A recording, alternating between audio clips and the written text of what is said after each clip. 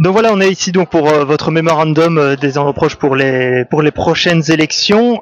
Finalement, le maître mot, c'est surtout sensibilisation et reconnaissance. Oui, tout à fait. En fait, ce qui est important pour nous, c'est que l'aidant proche puisse être reconnu tant par la loi que aussi par la société et même que lui-même se reconnaisse.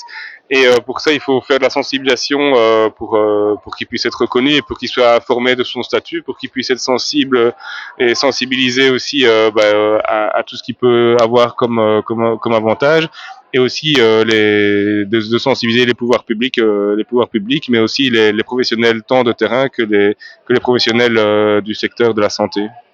Comment est-ce qu'on explique justement que suite à la nouvelle loi, donc il y a plus ou moins 30 000 personnes qui sont reconnues comme aidants proches, mais alors qu'il y en a plus ou moins 1 million selon le dernier rapport de Sciences Anno en 2018.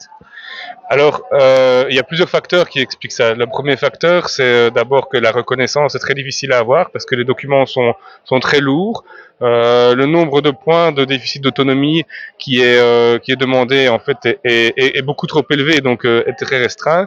Et puis, à part pour les personnes qui travaillent, cette reconnaissance ne sert qu'à une chose, c'est d'être reconnu par la société à travers les mutuelles et pour nous d'être reconnu. Et donc, il n'y a pas d'autre chose derrière, mais on appelle en tout cas un maximum d'aidants proches à se faire reconnaître auprès de leur mutuelle parce que ça leur donne un poids, ça leur donne aussi un statut.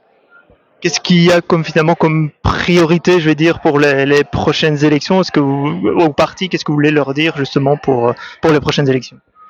Ben, c'est surtout qu'il vaut mieux prévenir que guérir en fait. Donc ça veut dire que aider les aidants proches aujourd'hui, ça va coûter peut-être un petit peu à la société, mais en tout cas c'est aussi faire des économies sur du long terme en soins de santé, sur le marché du travail.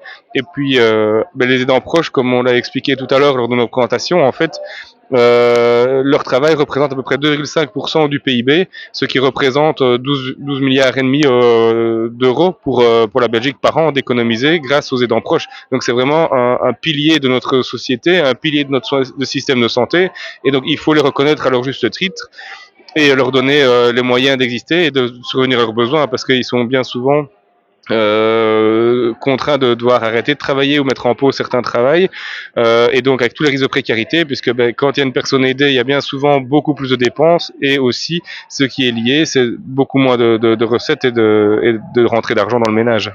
Dernière question, est-ce qu'il y a un profil type d'aidant proche?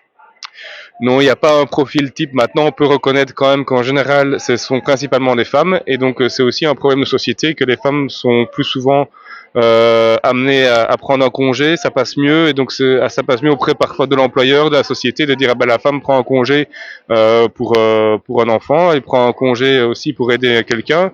Donc, voilà, c'est principalement une femme. Et on est aussi dans la réalisation sandwich, en fait. Donc, des personnes qui travaillent toujours, qui ont des enfants et aussi qui ont encore des parents qui sont en vie. Donc, on est dans la société entre 45-50 ans et 65-70 ans, ce sont le profil type en fait des personnes, si on peut dire un profil type, mais en tout cas majoritairement ces personnes-là. Mais on peut être aidant proche à tout âge en fait.